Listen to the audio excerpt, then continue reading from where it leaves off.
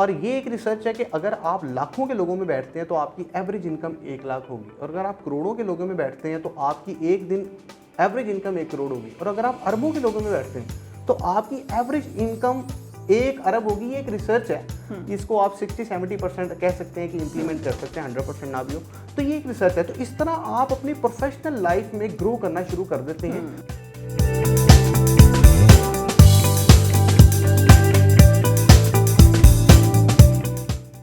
अस्सलाम वालेकुम एवरीवन, मैं हूं आपकी होस्ट मौसम मलिक। हम और आप विद PNY के एक न्यू शो के साथ। जैसा कि आप सब लोग जानते हैं, PNY एक ऐसा इदारा है जहां हम हज़ारों की तादाद में स्टूडेंट्स को डिफरेंट स्किल सिखाते हैं, लाइफ स्किल सिखाते हैं, ताकि वो अपने आप को पर्सनली और प्रोफेशनली ग्रूम कर सकें और उसके साथ साथ अपनी फाइनेंस को भी बेहतर कर सकें। हम इस शो में डिफरेंट गेस्ट को बुलाते हैं। कभी हम बात करते हैं हेल्थ से रिलेटेड, कभी हम बात करते हैं एजुकेशन से रिलेटेड, और कभी हम बात करते हैं IT से रिलेटेड। आज भी बड़े ही दिलचस्प और डिफरेंट टॉपिक पे हम बात करेंगे। स्पेशली ये टॉपिक यंगस्टर्स के लिए है कि हम किस तरह से अपनी ज़ात को पहचान सकते हैं। सबसे ज़रूरी है कि हम क्या हैं और हम इस दुनिया में आए हैं, हमारा एक पर्पस है। उस पर्पस को हमने किस तरह से पूरा करना है।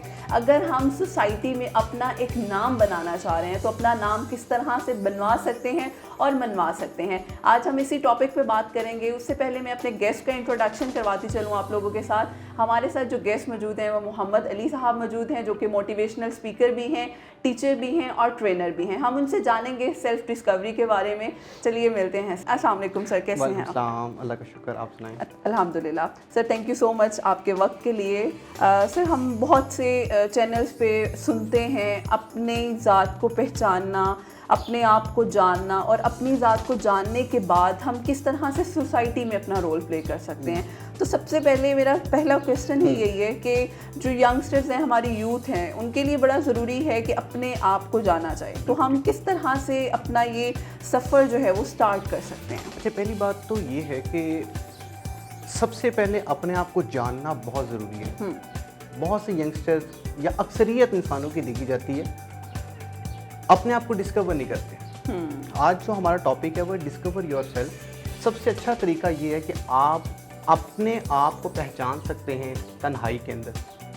आप ये देखें, तन्हाई में बैठ के कुछ देर सोचें कि आप कौन हैं। अपने अंदर डूब के ये देखें कि यार क्या चीज़, क्या काम आपको अच्छा लगता है, क्या काम आप कर सकते हैं, ऐसा काम जो आप करें जिसमें आप आगे जा सकते हैं।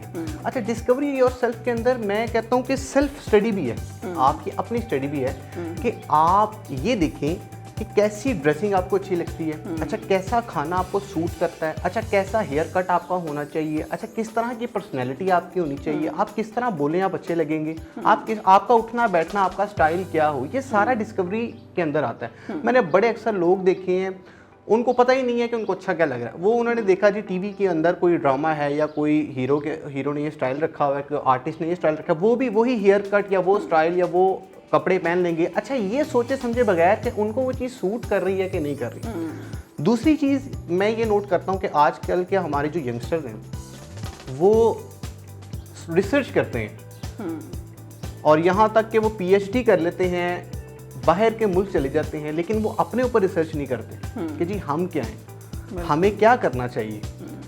हम अक्सर जिसको कहते हैं ना, एक आप ये पूछें जी, मैंने एक बच्चे से पूछा, 9th-10th क्लास का बच्चा था जी, मैंने बायो रख ली है। तो मैंने कहा यार आपका इंटरेस्ट तो कंप्यूटर में है जी। वो पेरेंट्स कह रहे हैं जी डॉक्टर बनना है इसलिए बायो रखो।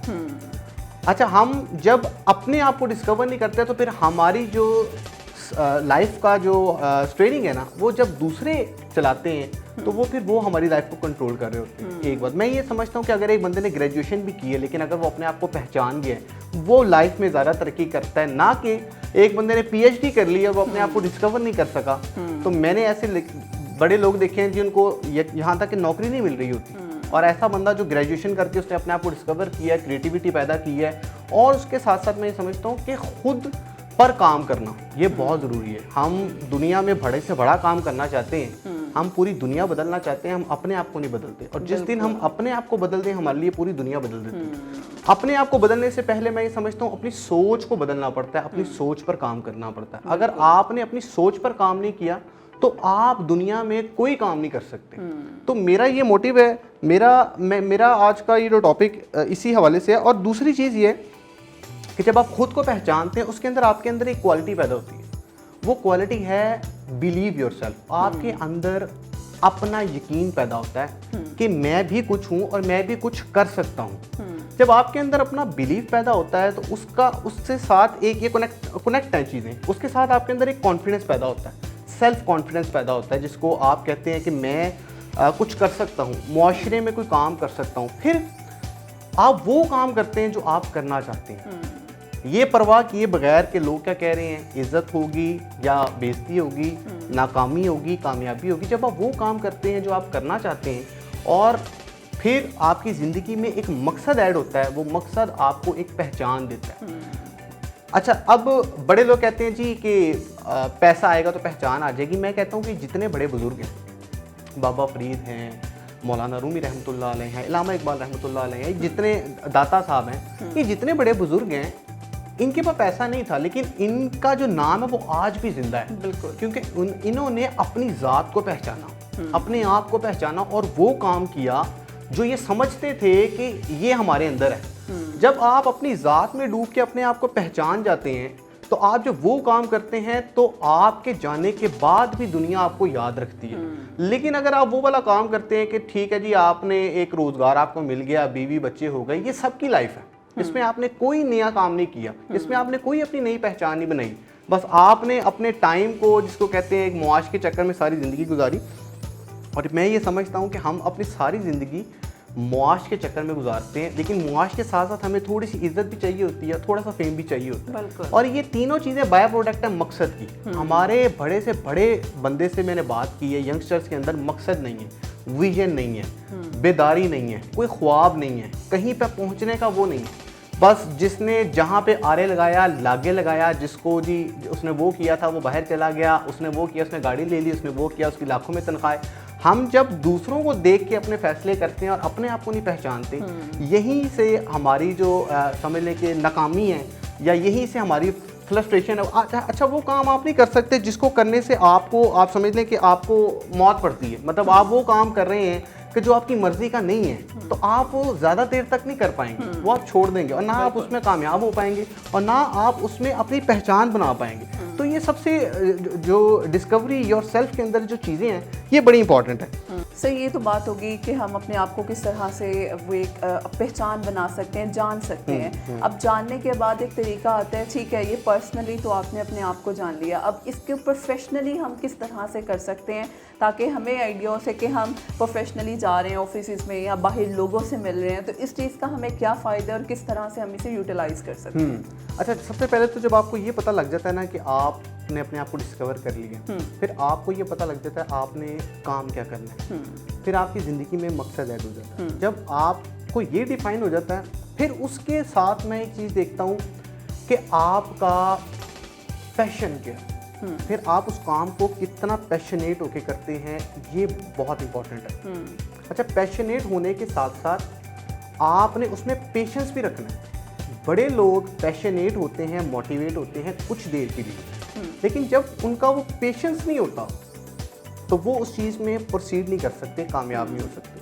और कुरान मजीद में अल्लाह ताला फरमाते हैं कि सब्र करने वालों के साथ अल्लाह की ज़ात है। तो अगर हमें ये पता हो कि हम पैशनेट हैं और हम सब्र कर रहे हैं, तो उसका फल आपको अल्टीमेटली ज़रूर मिलता है।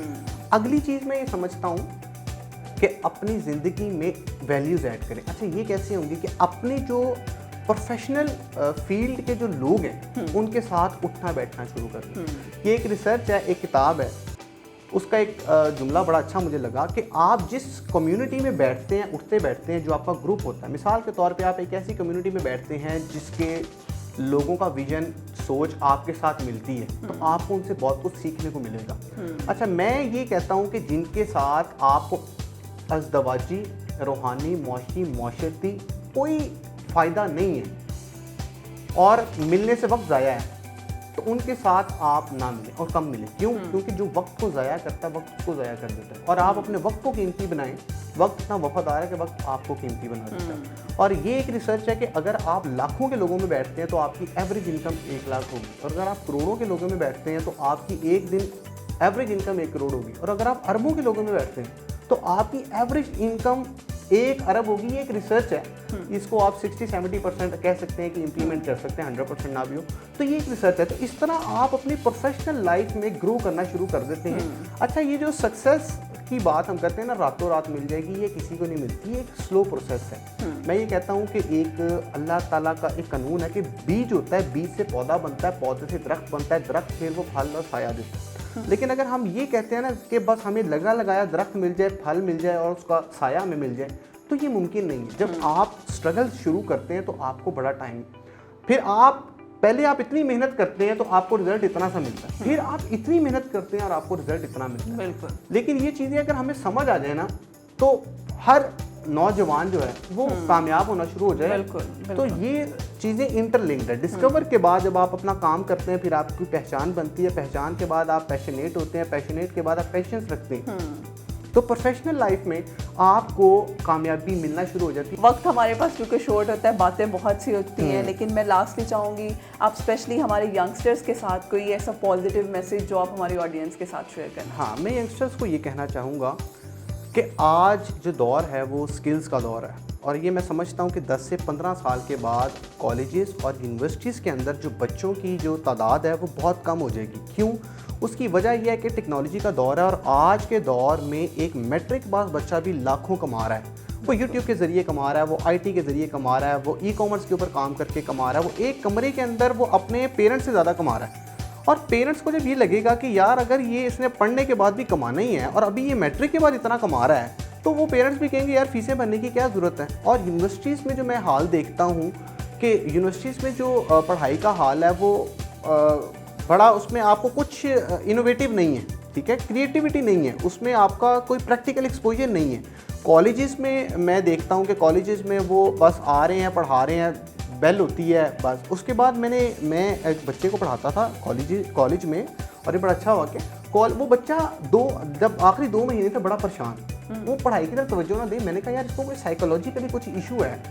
पहले ठीक था, तो मैंने जब उसको थोड़ा सा जाना तो वो कहता सर 15,000 रुपया कॉलेज वालों ने मुझे फ़ाइन किया। एक बड़ा प्राइवेट मशहूर कॉलेज था, 1.5-2 लाख रुपया साल की फ़ीस अलहदा है, और 15,000 रुपया एंड पे वो उसको टॉर्चर क्या है कि जब आपको स्लिप नहीं मिलेगी। अच्छा, वो फ़ाइन किस चीज़ का है जी? आपने क्लास बंक की थी, आपने नंबर कम लिए थे, आपने क्लास का ये नुकसान किया था, आपने टीचर से बदतमीजी की थी, आपने ये किया था, वो 15,000 पूरे साल का फ़ाइन है, और जब तक आप वो नहीं देंगे आपको स्लिप नहीं मिलेगी। अब वो बच्चा परेशान है कि मैं अपने अम्मी अबू से 15,000 फ़ाइन का कैसे बोलूँ कि पहले तो इतनी सुननी पड़ेंगे और पता नहीं मिले ना मिले। तो वो एक ज़हनी इतने साइकोलॉजिकल इशू में था, तो वो स्ट्रेस में कैसे पड़ेगा जब उसका ध्यान ही उधर है। तो मैंने कहा कि कॉलेज है ये सिर्फ एक, आप समझ लें कि बड़ा सख्त जुमला है, एक माफिया है, वो बच्चों को परेशान कर रहा है। ना कि मैं ये समझता हूँ, ये मेरा एक विजन है कि आप कॉलेज में बच्चों को पढ़ाएं, पढ़ाई के साथ साथ बच्चों को कोई स्किल भी दें, और बच्चों को इस काबिल करें कि वो मंथली अपना एक्सपेंडिचर निकाल लें। जब वो इस काबिल हो जाएंगे ना तो उनको पढ़ने में भी मज़ा आएगा,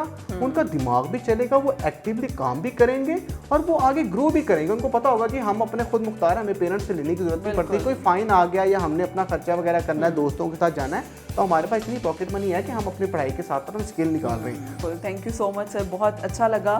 और ये बहुत इम्पॉर्टेंट है, अगर हम अपने आप को एक्सप्लोर करें, उसके बाद वही बात कि आप एजुकेशन तो हासिल करते हैं लेकिन उसके साथ साथ आपके अंदर किसी ना किसी स्किल का होना बहुत ज़्यादा ज़रूरी है। इसी बात पे आज का हमारा इस शो का इख्तिताम करेंगे। इंशाल्लाह फिर हाजिर होंगे एक न्यू सेशन के साथ। इजाज़त दीजिए, अल्लाह हाफ़िज़।